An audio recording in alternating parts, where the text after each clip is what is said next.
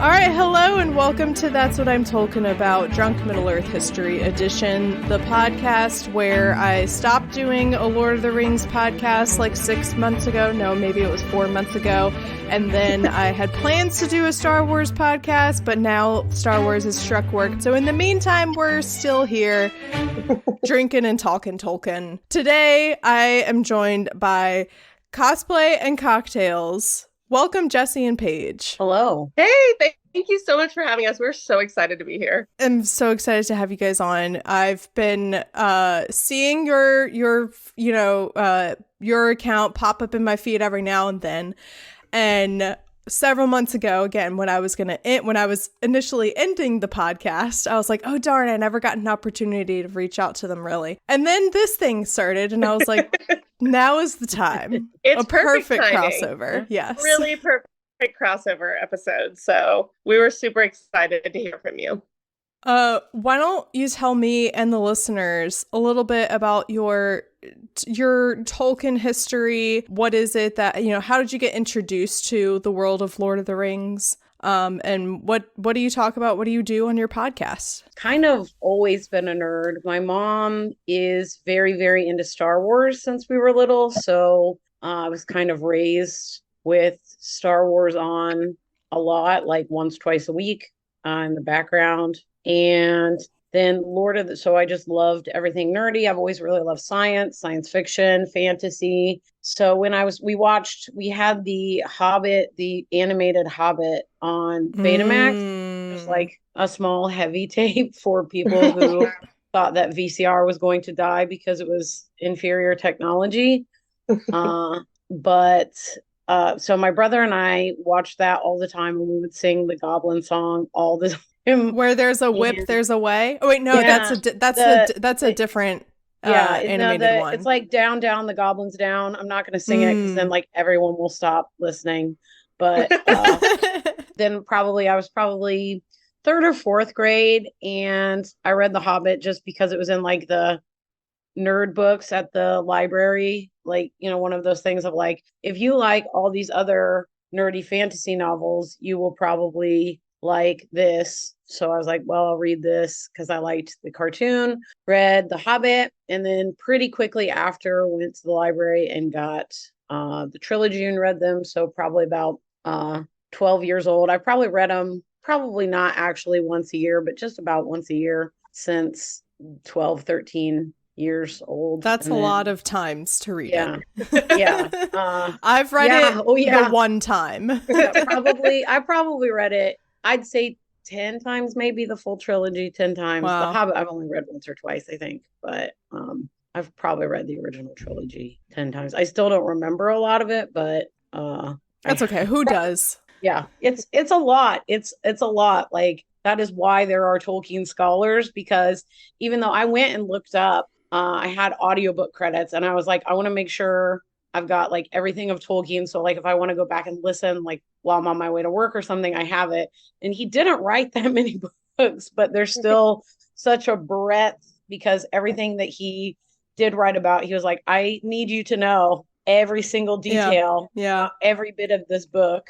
It made me relate to Tolkien a lot more. I reckon he might have been neurodivergent, just from his massive obsession with one focus topic. So yeah, and then just kept nerding on until today. So still going strong. Yeah.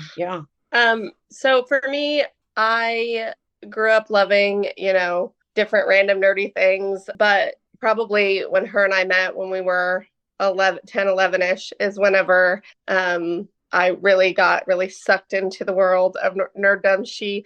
We met in like, I think we're guesstimating at this point, fifth grade, yeah. And we were waiting on our parents to pick us up from school, and we've been in school together our entire lives. We just never connected, and we were the last two kids there, and she's like, hey, do you want to hear about my would you like to hear about our Lord and Savior J.R.R. Tolkien?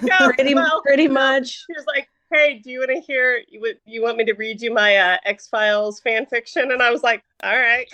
And in fairness to me, I did not call them fan fiction because I didn't know that word yet. Right. I was gonna say it's pretty advanced for a fourth grader. Yeah. So they were scripts. They were scripts. She was gonna send them for off. the show. Yeah, I was like fully intending like Fox needs to see these. Like they will definitely want to produce these ASAP. This is quality writing from an 11-year-old. I was like, I'm really getting to the heart of what the show is all about. Like the truth is out there and it's in my script.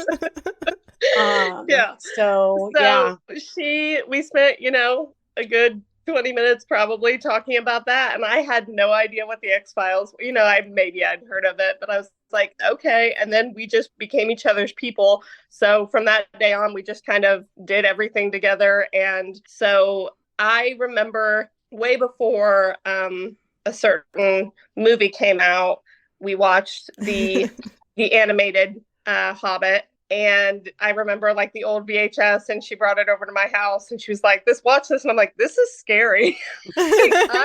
Gollum is weird. Yeah. Right. He's a frog, I think. What? There was a lot to process. But then, as we grew up with like the movies coming out and stuff, and we bonded over that because it was just something we both truly enjoyed. And then I don't think I actually read The Lord of the Rings until probably college age, maybe a little bit later. So I read them then, and I've read them a couple times, not as many as her, but I've read them a couple times since then. I've read The Hobbit. But so it just, and we like all things geeky, but honestly, when it boils down to it, Lord of the Rings is like the one thing that it's like our favorite joint fandom for sure together. We both, we actually have second breakfast tattoos in Elvish on our feet. That was our matching tattoo, best friend tattoo. That's great. We both have other Lord of the Rings tattoos as well. Like, it's just one of those things where always like, well, what Lord of the Rings cosplay do you want to do? It's one of the things that we bond over, and the movie we put on in the background, like when we're talking, I think our first podcast that we recorded, we were nervous and we were at my house. And so we put it on in the background. And I think we have like a picture of that happening in the background of our first recording. So Tolkien is definitely one of our main topics that I think comes up a lot. And we drink on our podcast as well. So, Woo, we totally cheers, everyone. So when I reached out to y'all, I was like, do you have here's some topics that we could do. Here's some things, ideas. I can come up with something. I can pick something, or, let me know what you're thinking. And your two suggestions were Tom Bombadil and Merry and Pippin. And as much as I love Tom Bombadil, I think the listeners might be a little annoyed with me talking about Tom Bombadil, like the most obscure character that like we know the least about, and I have given him too much airtime. So I was like, it's time to pass on him. And instead, I think appropriate for the theme, of these episodes, we're talking Merry and Pippin. Pippin and Merry are wonderful, fools of tooks and brandy bucks. And we've all come up with some favorite moments or quotes or something, and so we'll go around and discuss what it is about these two little guys, these two little fellows that we love so much and that we appreciate. So I don't know which one of you would like to start off. Pick a character, pick a moment. Tell me what it is that when I said, pick a favorite moment of Merry or Pippin, what came to mind? Well, I will tell you just as the person that kind of, we threw this out. And as I was thinking about it, I was like, I feel like Merry and Pippin make the most sense for us. It's characters we've cosplayed before. It's characters we're planning on cosplaying again. And I think we really relate to them because their bond, their friendship. And so I think that's why we've always been drawn to them anyway. And Jessi always says, like, we're not the Frodo and Sam. We are the Merry and the Pippin. I love that. Yeah. Like, we are Frodo and Sam. But so I had to go back and I had to like, I needed to take notes and like think about like what it was that I loved about Pippin. Because I was like, Jessi, we'll talk about them together, but like you take Mary, I'll take Pippin, you know, like those are our people, those are our hobbits. Oh, that's so sweet. Well, then because I was really paranoid that we would overlap, like we would just have identical lists of the exact same thing. So I was like, hey, do you want to compare notes beforehand so we don't come up with like an identical list of things? And she said, well, I'll do Pippin, you do Mary, and then we won't have, ideally will not have the same list. So right. But I mean, I think we're still going to talk about them jointly because for most of the, you know, journey with the ring and, you know, the whole thing, they are together. They're together. You can't. It you know, it's Mary and Pippin.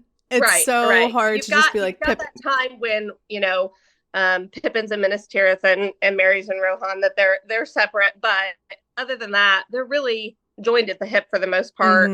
And so a lot of this, you know, like I was writing something and I was like Pippin and Mary, you know, like I'm like I have to, like I want to put that he also, you know, he was there too. Yeah, right. It's interesting because I did the exact opposite. All the stuff that I put is specific to Mary only. There's no Pippin in my, so that's I don't know what that personalities. says. I don't, but yeah, mine is 100% Mary. Well, so that's I great. just I'm interested. Yeah, I'm interested to see like where our lists might overlap. So let's hear it. I just, like I said, I just kind of wrote like all of the interesting things about Pippin, and here's what I came up with. Here's my summary. He's got really bad luck, but he is a master overcomer. Like he overcomes all of this shit, and honestly, like just really, I love him more than Frodo. I love him more than Frodo. I love him more than Sam. Like he is controversial. He's a better, but also hobbit. Not controversial. No, like he's just like, and the same for Mary too. They both have such honorable qualities. Like, yeah, they're idiots. They screw up. Like they get themselves into trouble. But I just think they're better hobbits. Whoa. Whoa. I mean, yeah, like I feel like I should say like Paige's views do not represent the views of Cosplay and Cocktails. I do not condone. Please don't. If you want to complain, please send it to the Instagram or the TikTok. Don't email us. Frodo's lame, and you know it. Frodo is lame. It's fine. What? He's the most boring of. He's the main character, and he's the most boring character I've ever read. We love Sam. We love Sam. Like who doesn't love Sam? But Mary and Pippin are just better characters, and you know they overcome a lot more. They're going through some shit. I don't necessarily. Maybe I don't agree with the fact that they overcome more than Frodo and Sam. That's fair. I guess everybody's going through their own stuff, but I don't know. It's just like I don't know. They always come through for each other, and I love them. Jessi. Yeah. I mean, like I said, I wrote specifically about Mary. I think that part of it, like Paige said, our friendship and who we are as people, I think is more, I think Mary and Pippin have a kind of a more realistic modern friendship. Like, not that people aren't devoted, like, you know, Paige is the person that knows me probably better than almost anybody else. We've been together a long time. So I'm not saying that I wouldn't help her carry an evil ring to a volcano, but like we also rag each other a lot. Like neither of us, like Sam's kind of a simp for Frodo.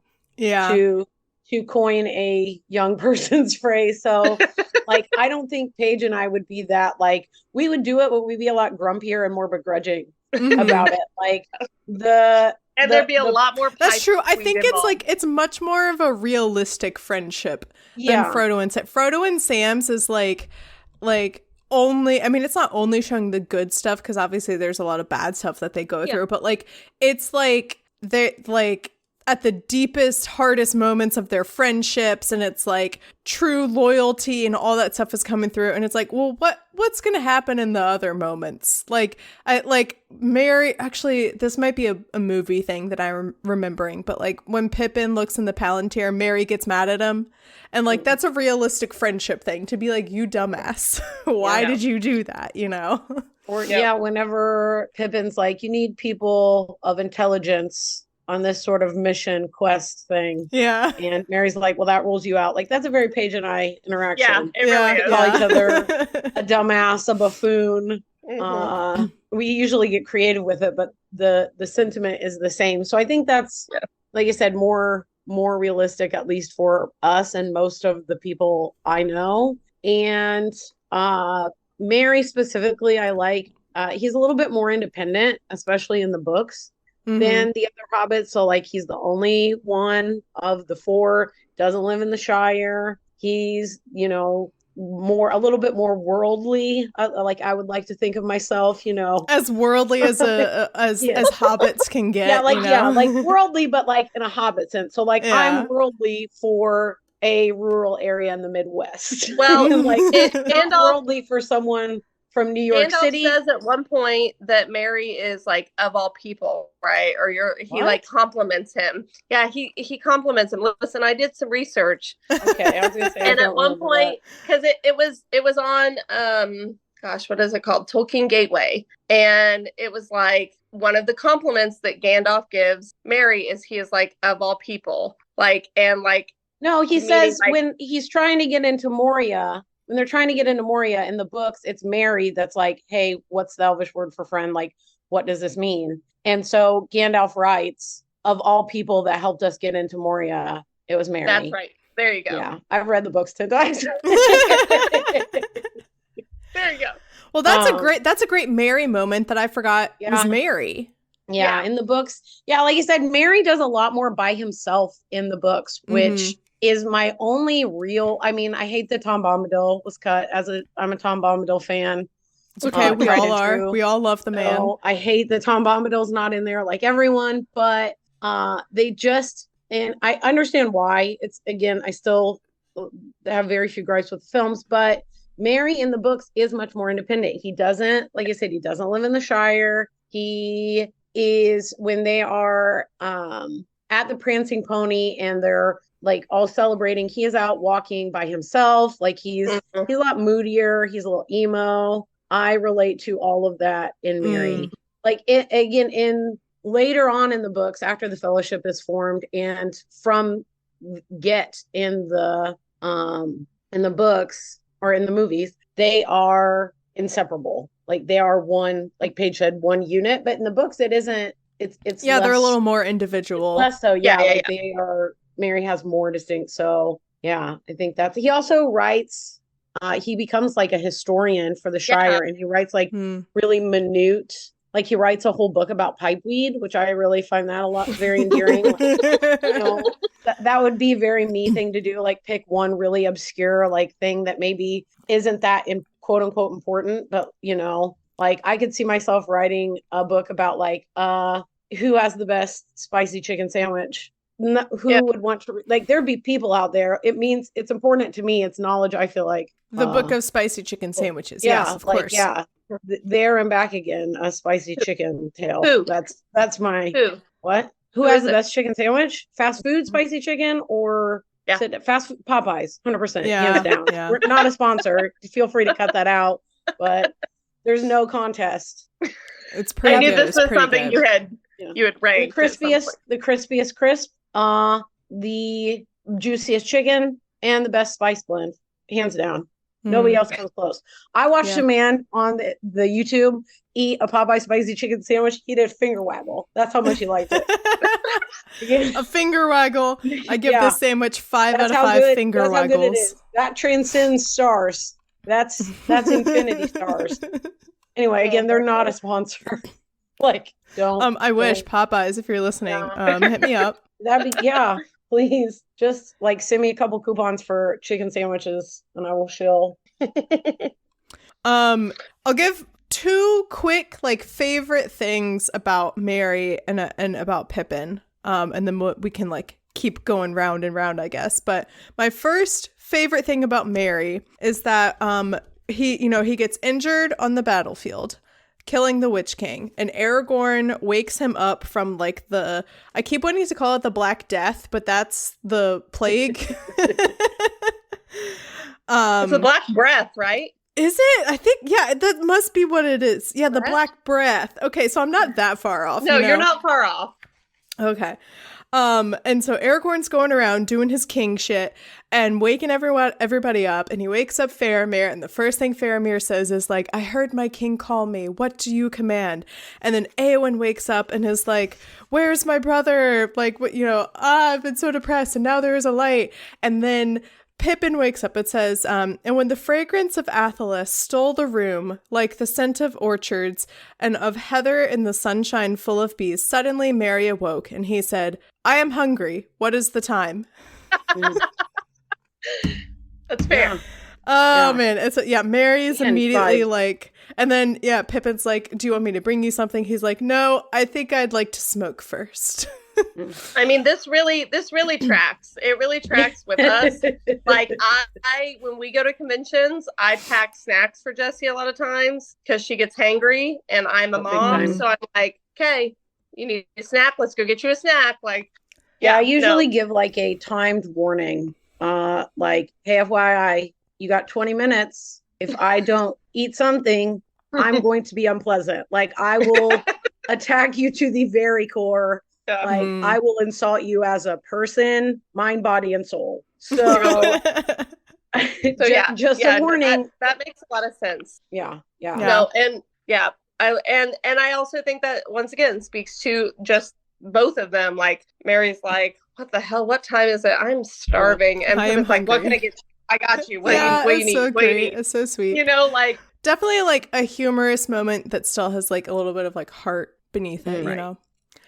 And then my favorite thing about Pippin is that he names his son Faramir. And then his son Faramir marries Sam's daughter, Goldilocks. Yep. Faramir is, I would say, at least like a top 3 character for me. He's one of my favorites. He's a good one. So anything related, oh my God, just, it killed me. Kills me. Yeah. Oh my God. Okay. Do you, Paige, going back to you now, do you have anything else about Pippin that you would like to share? So it really does feel like we're doing like a group presentation in school. I love this. Where's our PowerPoint? I think that one of the things that always stood out to me, like not humor wise, just like that I loved about Pippin and Merry and Pippin together. Like I said, I can't help but like combine them. But gosh, I'm trying to decide which one I want to talk about. When they die, like, okay, so after they get back to the Shire and they do their thing, they both get married. Pippin has Faramir. They to each other, although we wish. No, that's the fan fiction.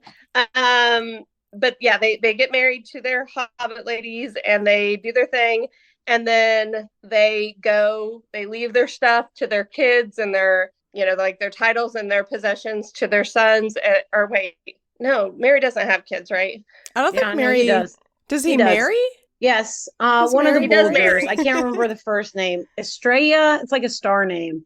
He marries one of the Bolgers, and he does have kids. When he dies, the son, I don't know the son's name, but he becomes like he takes over the title, like Master of Buckland. Well, that's what I was gonna say. So they leave their shit to their kids, and they're like, "We're gonna go see Éomer in Rohan," and so they go there and like. Yeah. Like they see him like the last like little bit of his life, and then they go on to Gondor and hang out with Aragorn till they die. Mm-hmm. And then they are buried together, and then they are moved when Aragorn dies to where he is buried, and they're laid next to him. And I don't know why, but just the thought of that makes me want to sob. It's like, precious. Yeah. It's a lot. It's a lot to take in. Jessi has feelings, I can tell. Well, I was just thinking, like, from the perspective of one of their wives, I would maybe. I know. I kind of thought about that too. Not be so crazy about like you went off on a farewell tour, or our children. You want to be buried with Aragorn. And I would also want to be buried with Aragorn. So, well, to be fair, I don't think that's an option for us. I always like to add the clarifying note, because it sounds kind of like a joke that like the last prank that Merry and Pippin would play, that like, oh, haha, we're going to get buried with Aragorn, but they die first. So yes. Aragorn is the one who decides that they are to be buried with him. I mean, which that's is fair. Oh, I wonder how Arwen felt. Yeah. Arwen goes to be buried in the tomb next to Aragorn, and it's taken up by Merry and Pippin. Well, maybe that's what happened. I've never thought we've gone into a corner that I didn't know I was ever going to explore. I think Aragorn is buried, and then I think on either side of him are Merry and Pippin. So that means Arwen has to be married on either Merry or Pippin's side. Yeah, I think is the layout of the grave. Yeah, maybe like at the like head, like just atop everyone. Maybe across. We'll make a diagram later. Yeah, Jenga. They have to Jenga maybe because there's so many hobbits in there. They have to do Tetris to get everyone in the same grave. Oh god.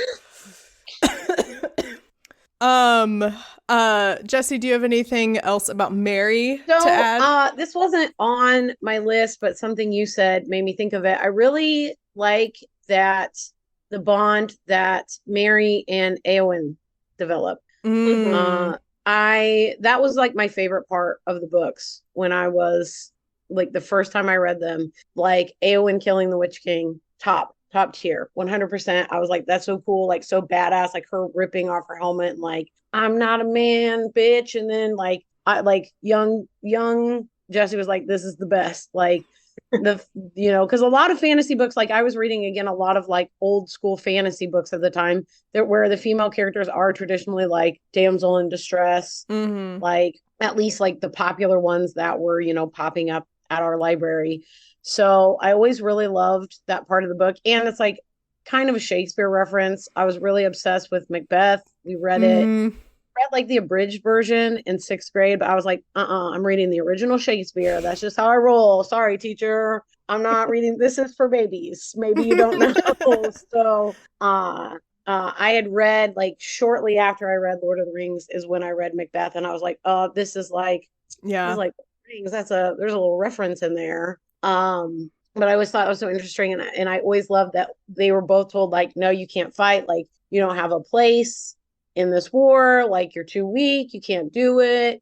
And so they kind of formed a bond over that, over being like pushed aside. And then they end up, felling this like unfellable foe. I don't know why I'm using felling, but I mean a Lord of the Rings. I've also had a cocktail and a half, so maybe that's why. But careful, you might be doing some felling later on. yeah, I might fell on the ground. She does fell by my cat. Yeah. But that I always really loved that. I like Éowyn is I think kind of an unpopular character, and she is maybe my favorite character in the entire the entire Tolkien verse and all of his writing. She is maybe my favorite, and I get unreasonably infuriated when I see memes about her still. Like, I get really mad too because there are so many just straight up misogynistic memes about Éowyn and Arwen and Glad, and I'm just like,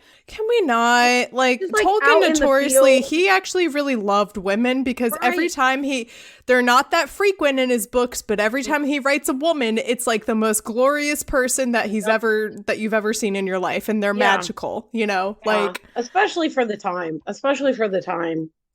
Like I said, I think that was something he probably got right, in my opinion, but I don't know much about his person. I try not to read anything about anybody's.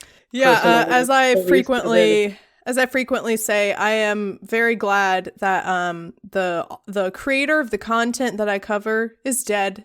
Right. And does not have access to the internet to tweet things or write blog posts or commit a crime. All his opinions don't matter. He's dead now. So there we go. Agreed. So. And also about Tolkien, most of his any opinion he's ever had has been dug up. Every letter he's ever written, we know, I don't think there's gonna be some gotcha in 50 years from now where it's like no, I don't where it's think extra Tolkien was a Satanist and kicked Probably puppies not. I don't think we'll find a letter that I think that. People have found napkins that he scribbled a grocery list on, and they're like, what does this mean? Put it on the board with the red string. Oh goodness, like this is an important discovery. So you're probably right. Probably right. I hope so. Or I hope I'm dead. Like I know, right? Terrible's gonna come out. Like I can't take another one. Like it would be a pretty significant blow. So yeah. So I am gonna talk about, it's a pretty bit, it's like several like joint moments between the two of them that kind of like run into each other. And it's all stuff that didn't make it into the films, because in the films, they destroy the ring, they go back home, and everything's perfect. But in the books, they come back home and everything is terrible. Right. And this is in the books where Merry and Pippin, they show up and everyone is like, oh my God, who are these like captains of war? Who are these strong, like gentlemanly soldiers in our presence? And they drink the Ent draft. I can't say it either. Because it's spelled draught. yeah. And I was criticized once for mispronouncing it, and now my brain just flags that word and I don't remember how to pronounce it at all. And so like they drink the Entwash and grow a couple inches. So they show up to the Shire and they're like taller than everyone else. Well, they're like the tallest hobbits, like in history, ever, like known to Middle Earth history, and they're just so blown away, but because they're still wearing their Gondor and like Rohan gear that they fought in.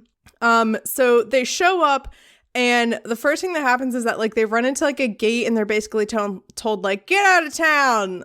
You know, like, Shire's under new management. Okay, so here's what happens. Merry and Pippin climbed the gate, and the hobbits fled. Another horn sounded. Out of the bigger house on the right, a large, heavy figure appeared against the light in the doorway. What's all this? He snarled as he came forward. Gate breaking? You clear out, or I'll break your filthy little necks. Then he stopped, for he had caught the gleam of swords. Bill Ferny, said Merry, if you don't open that gate in 10 seconds, you'll regret it. I shall set steel to you, and if you don't obey...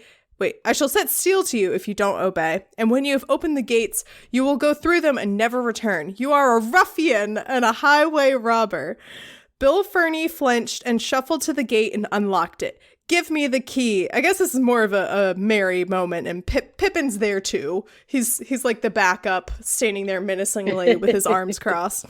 Give me the key, said Merry, but the ruffian flung it at his head, then darted out into the darkness. And this is the best part. As he passed the ponies, one of them let fly with his heels and just caught him as he ran.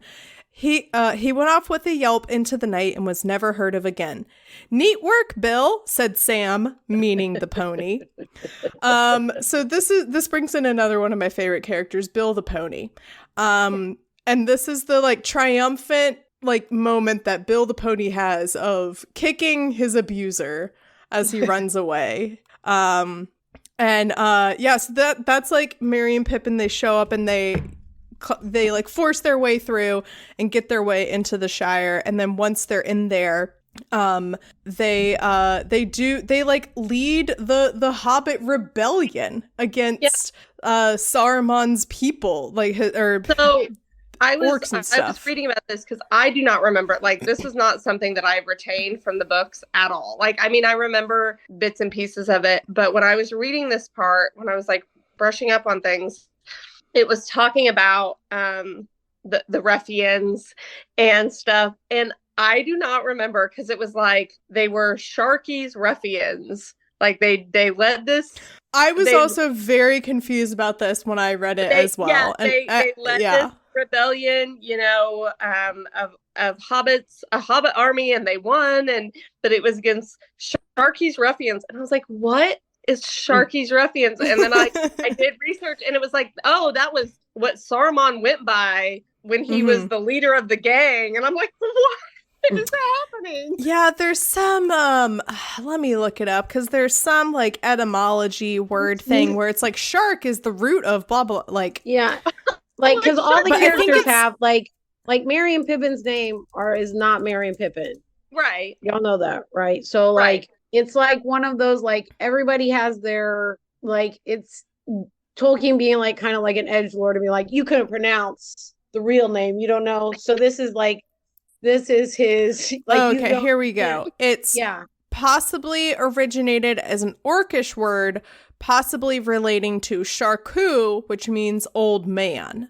So the orcs probably called him Sharku, and then that turned into like Sharky.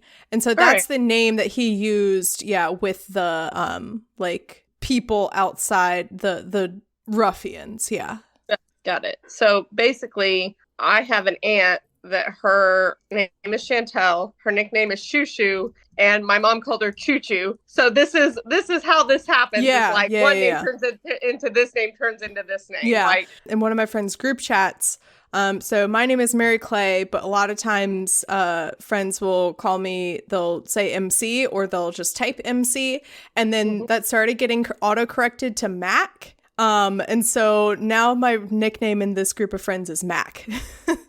Yeah. It's just like, I got it now. When I saw Sharky though, I was like, Sharky?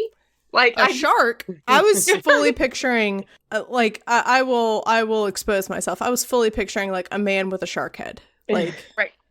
As one would. Yeah, as one would. No, I love that part of it because they do come back and they're like, oh no, we're not the same hobbits we were before. Like, you're not going to screw with our Shire, they take over. And like you said, then they're like these like tall armored hobbit heroes that everybody's like, oh my gosh, who are these guys? And I just, that they're high as a kite on their pipeweed the whole time, just really loving it.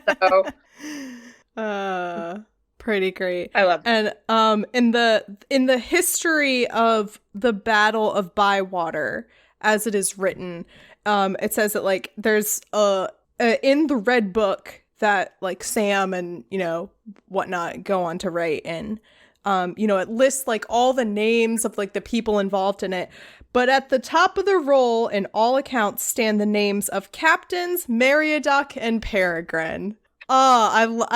It's so great because like Frodo and Sam were the ones who saved the world, but Merry and Pippin were the ones who like led the charge to save the Shire, and that's what makes them heroes in the Shire. And then everyone else is like, Frodo, did you go away for a bit? Like, where'd you go, you weirdo? Like, what kind of trouble did you get into? Oh, look at these guys. Yeah, no, once again, I just think it leads back to, they're doing the behind the scenes work there. They're doing all the underappreciated work, I guess. But then it gets appreciated finally. So I love that. Yeah.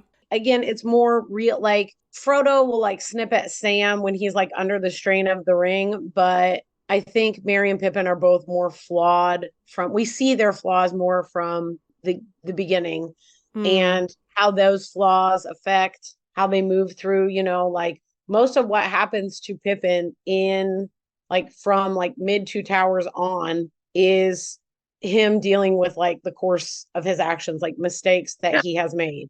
Yeah. So the consequences of my own actions. Right. So like Frodo, his main thing that he's dealing with the whole time is obviously the ring, like the burden and the weight of the ring. He didn't ask for it.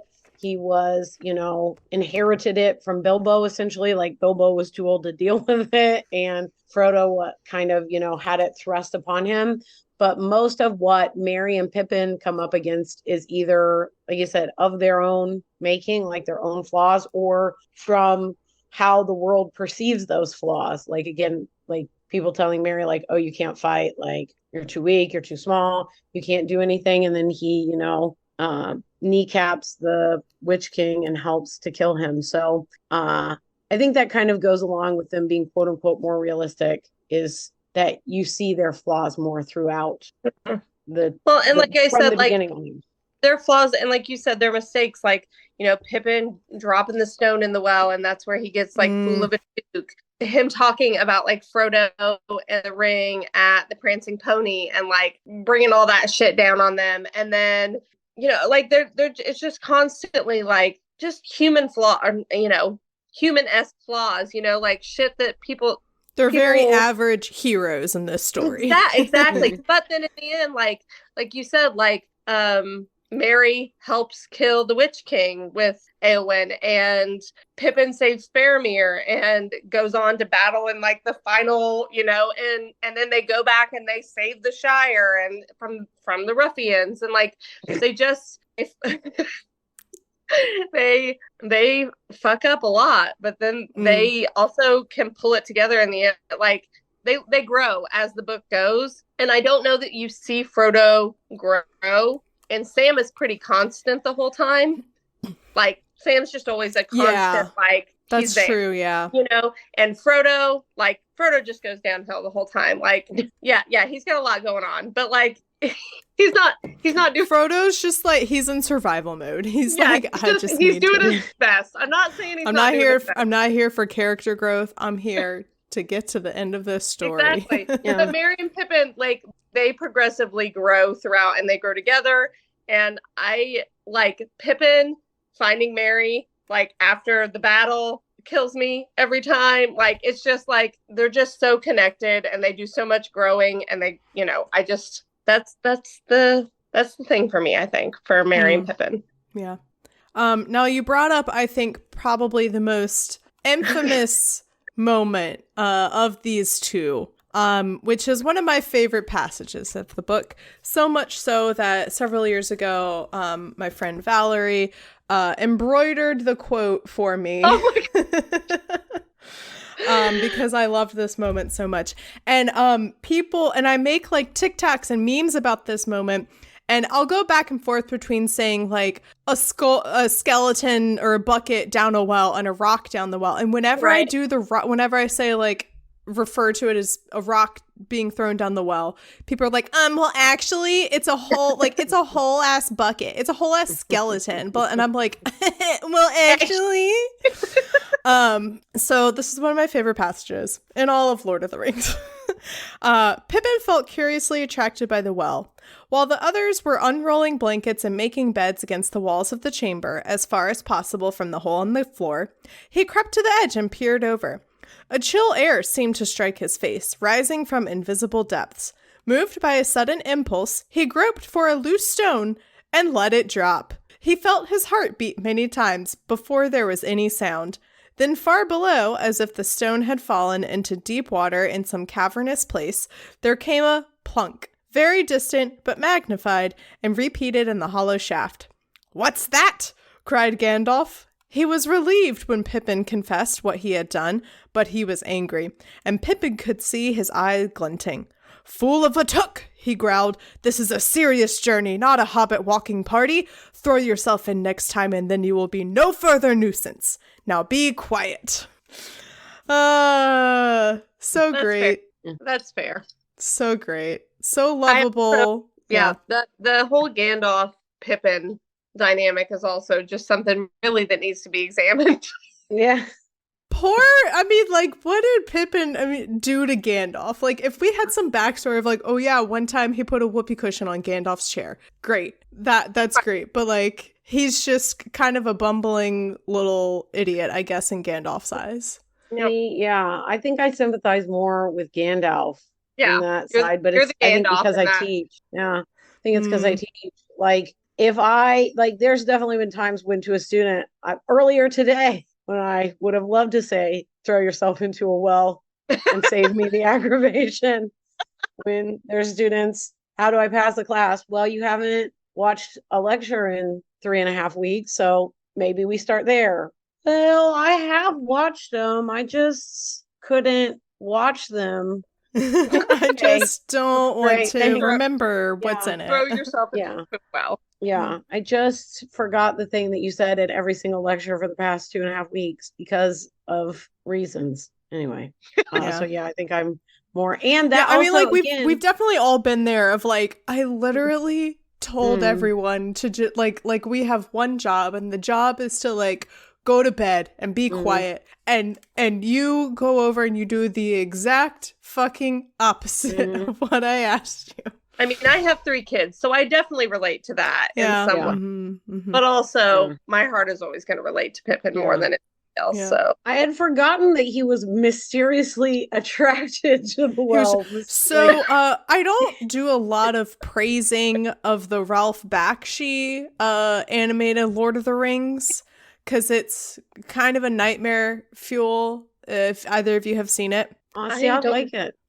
Yeah, sorry, Yeah. both of you talked at once, so I didn't hear either answer. Sorry. I was just saying I like it, but Oh, you like it? Okay. I can see why people are like It freaks the me things. out. Some of the things that I like Paige thinks Labyrinth is really scary, which I do not get. But Hobbits. that is one of the things that I like that I can see why people It's very be a little unsettling. It's super unnerved by it. unsettling, and a lot It's of the a little- choices he made are so insane, but then you remember he was doing like mountains of cocaine. Yeah. Anyway, but I do remember the way that they did this scene in that version, and it's like book accurate, like line by line almost, where like you see Pippin go over to this well, look down, and like he's kind of like there by himself, and then like you see him go through everything that I just described in a way that I'm like, what is up with that well? Is Samara down it? Like, what's going on? Mary Clay, can I ask you a question? And I Yes. feel like maybe I should know the answer to this, but have you seen this like Soviet Union version? Mm-hmm. Okay. I have indeed.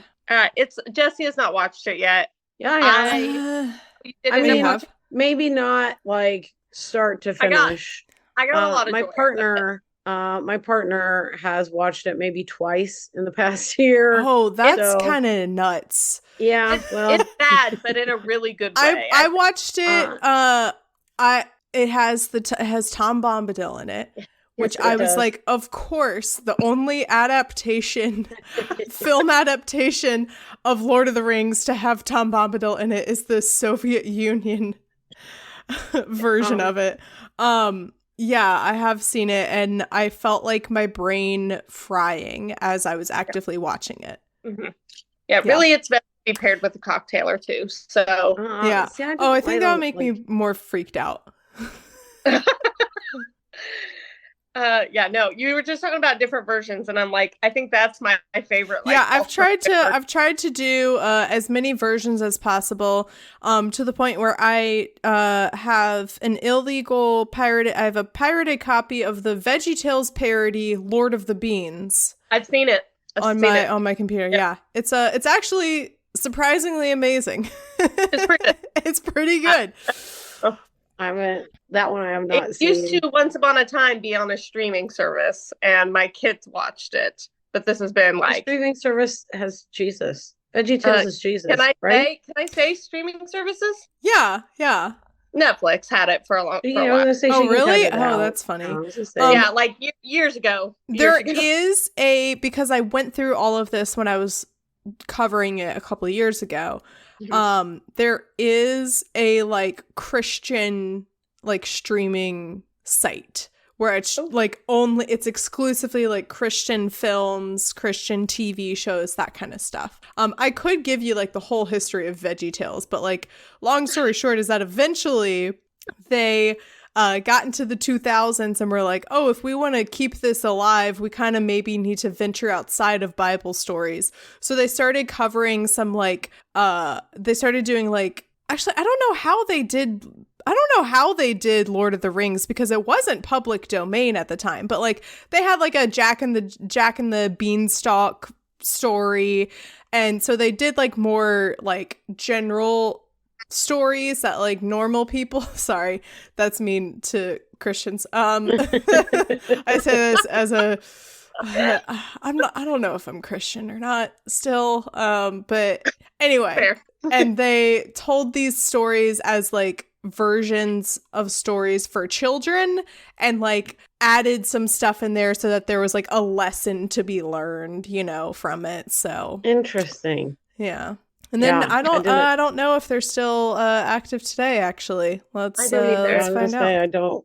Yeah, I did not know there was so much to the Veggie Tales. I actually might have a Lord of the Beans DVD somewhere hiding out in all my kids' like old DVDs somewhere. It seems like something your mother-in-law would buy. Absolutely.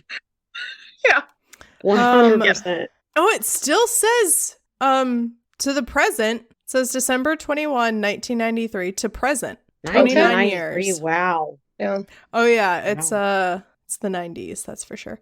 Oh, apparently. Oh, that's right. There is an they did like reboot Veggie Tales for like a TV show. Huh. Okay. Welcome to the CRISPR drawer. The podcast about your favorite podcast about Veggie Tales. Surely someone That has a was so podcast about quick. Veggie Tales. You came up with that so fast.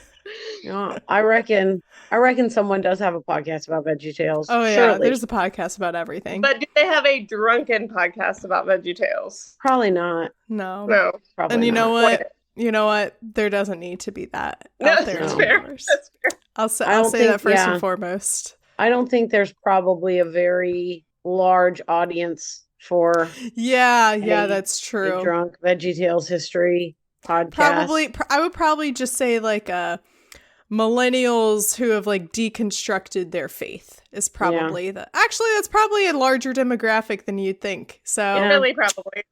there you go. See, something that weird, I would be interested in listening to it just because of like how niche it is, how weird it is. Yeah. So you never know. I would listen. I Sometimes- would listen to like an episode of that on like a stuff you should know type podcast, you know, where someone just has like an episode devoted to like the Veggie Tales lore, you know. I'd listen to that. Well, if you are a podcast person out there, we just gave you a lot of ideas. Yeah. You're welcome. There you We go. do that on our podcast all the time. Paige cuts a lot of them out, Yeah. but I'm always Yeah. giving out genius ideas for free. Mm. I always do that because I just never execute those ideas, and I know it's never going to get made by me. So I'm like, you know what, go for it. Yeah. I'm not gonna lie, Yeah, some if of someone- them are a little offensive, so I have to cut them out. So Offensive Mm. too. People who insult Eowyn stew, they can get fucked. Yeah, I don't know if I can say that. I didn't ask. agreed. I cursed a couple Oh, times. I've already. so feel free- I think feel we've free to all bleep that. sworn a lot. Yeah. It's fine. But seriously, get fucked if you make fun of Eowyn stew. Yeah, yeah. That's You know what? I'm happy to She- offend them. She was a lady of royalty. Of course, she doesn't know how to cook. I didn't know how to Yeah. cook when I was And 22. Out in like a war field with like She's supposed to have spices. fire. Oh wait, no, Yeah. that's not a good question because Sam literally brought spices. So yeah. technically, I because guess he someone knows, could like, have. yeah. he's He pretty knows to do domesticated. that. She has no like not everyone is a good cook. There are other good qualities to have, and she was trying. Eowyn is and she probably probably didn't even want to cook. They're probably just like, "You're the girl, you have to cook." Yeah. And she was like, "I don't know what the hell I'm doing. I don't know how to She was cook. like, This is what you're "Yeah." getting. Yeah. Like, too Eowyn bad, would be the girl. queen Good cook. of girl dinner. Yeah, there you Yeah. go. That's excellent. Yes, she would. Yeah. And I bet it would be delicious. I would eat Eowyn's 4 Skittles and a cracker Mhm.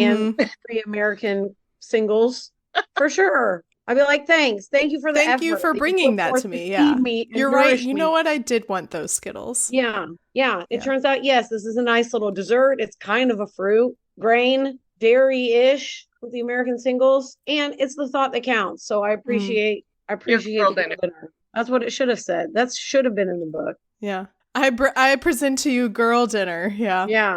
Yeah. It should have Turns out Tolkien really missed out there. been. Well, Yeah. actually, He could've- technically, that part wasn't in the book. Yeah. Because in the book, the movie did at least do a little bit better. Where in the book, Eowyn's just left behind, and in the movie, they're like, "Nah, we'll bring her with us. Yeah. Give her a little more screen time." Probably they had to like some contract thing. Yeah. Do either of you are there any final any closing statements?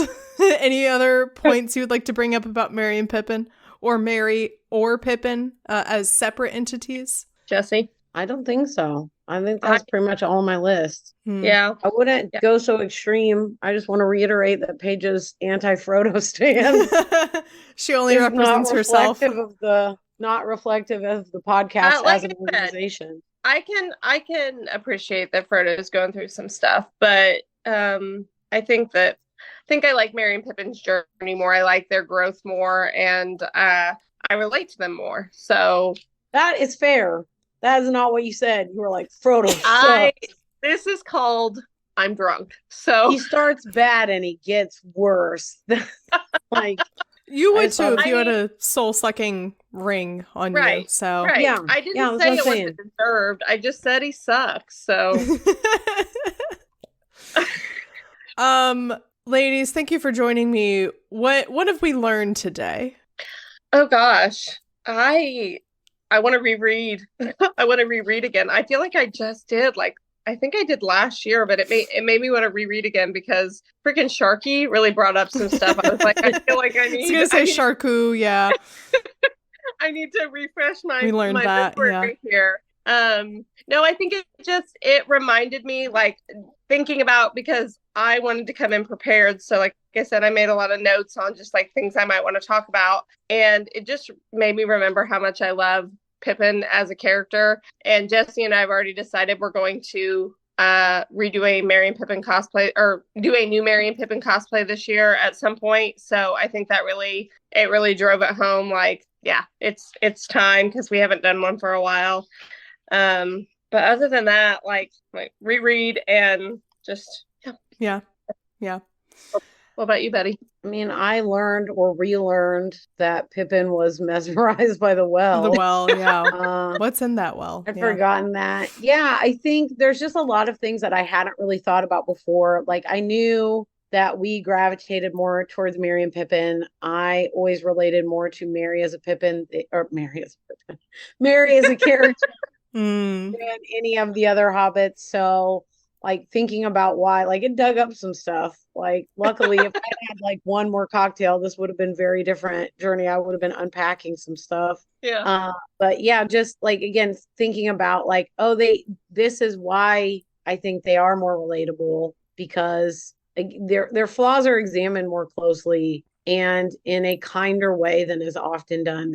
There's a lot of gray area in there, like, yes, they make mistakes, but it shows them still as redeemable, which I think is really important in a good story and in literature, like, especially for something children are reading.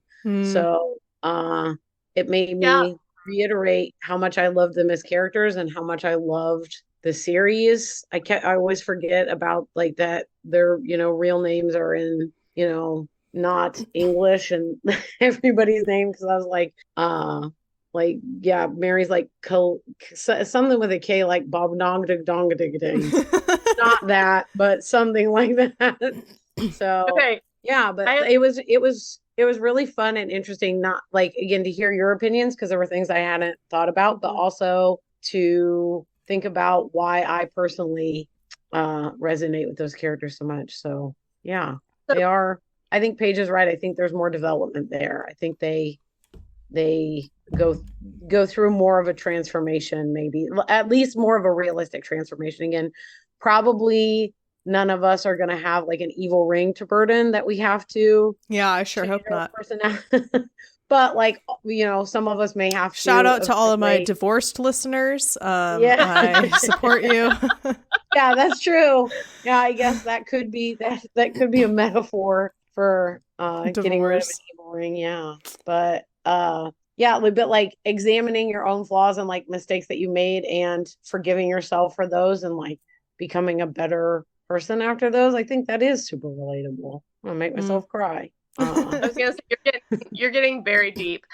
Two things I just thought of. So first of all, you mentioned kids reading it. My 10-year-old just brought home, I try not to like push my things on my kids. My 10-year-old just brought home The Hobbit from like her school library. And I was like, yes. Like, I mean, I was like overjoyed.